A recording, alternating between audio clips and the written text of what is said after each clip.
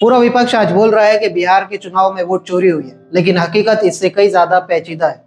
बिहार के नतीजे आ चुके हैं और एनडीए ने जबरदस्त जीत दर्ज की है। 243 में से 202 सीटें, जहां बीजेपी को 89, जेडीयू को 85 और बाकी सीटें एलजेपी और अन्य सदस्यों के पास। वहीं गठबंधन सिर्फ 35 सीटों पे सिमट गई। नतीजों के बीच विपक्ष का आरोप है कि बिहार में भी वोट चोरी हुई। याद रखिए, राहुल गांधी ने इससे पहले 3 मरतबा प्रेस कॉन्फ्रेंस की, जिसके अंदर कर्नाटक और हरियाणा के रिजल्ट में वोट चोरी के सबूत पेश किए गए। और अब बिहार नतीजों के बीच भी ऐसे ही एलिगेशन लगाए जा रहे। फेज 1 के बाद कपिल सिब्बल ने रेलवे पर बड़ा आरोप लगाया। आरोप यह था कि 3 नवंबर को हरियाणा से 4 स्पेशल ट्रेन चलाई गई, जिसमें अलेजेडली 6000 फेक वोटर्स बिहार के लिए भेजे गए। उन्होंने दावा किया और वीडियो भी बताया, जिसमें लोग खुद स्वीकार रहे हैं कि उन्हें वोट डालने भेजा गया। बाद में रेलवे ने इसका इनकार किया, जिसके बाद फिर से कपिल सिब्बल ने फैक्ट्स के साथ प्रेस कॉन्फ्रेंस कर उनके इन दावों को खारिज किया। तेजस्वी यादव ने भी फर्स्ट फेज के बाद ही प्रेस कॉन्फ्रेंस करके कुछ मुद्दे उठाए थे, जिसमें सतीमापुर के अंदर मिले वेलवेट पेपर पे मशीनरी पे सवाल उठाए थे। उसके बाद उन्होंने होम मिनिस्टर अमित शाह पे पटना में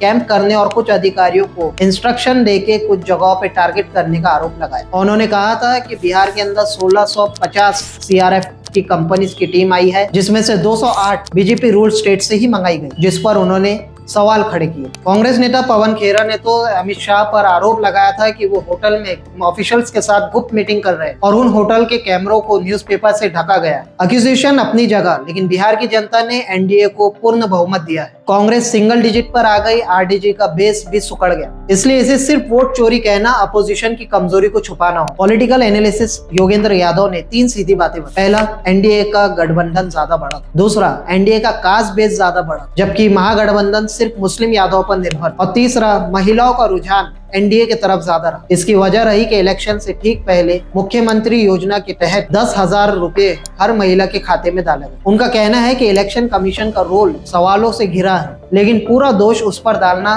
पॉलिटिकली सही नहीं। क्विंट की एनालिसिस रिपोर्ट कहती है कि 174 सीटें ऐसी थी जहां पे मार्जिन उन वोटों से कम था जिन्हें एसआईआर के दौरान डिलीट किया गया। वहीं 51 सीटें ऐसी थी जो 2020 में महागठबंधन के पास, लेकिन उसमें से 74 अब 2025 में एनडीए के पास है। डाटा ये प्रूव नहीं करता कि डिलीटेशन से नतीजे बदल दिए, क्योंकि candidates, caste, alignment, local booth, ये सब मायने रखता है। बिहार की कहानी एक ही बात कहती है, एलिगेशन इंपॉर्टेंट है, लेकिन अपोजिशन का सोशल बेस एक्सपांड नहीं हुआ और एनडीए ने एक बहुत मजबूत कोलिशन बना ली। सवाल वोट चोरी का जरूर है, लेकिन अपोजिशन की स्ट्रेटेजी भी मायने रखती है।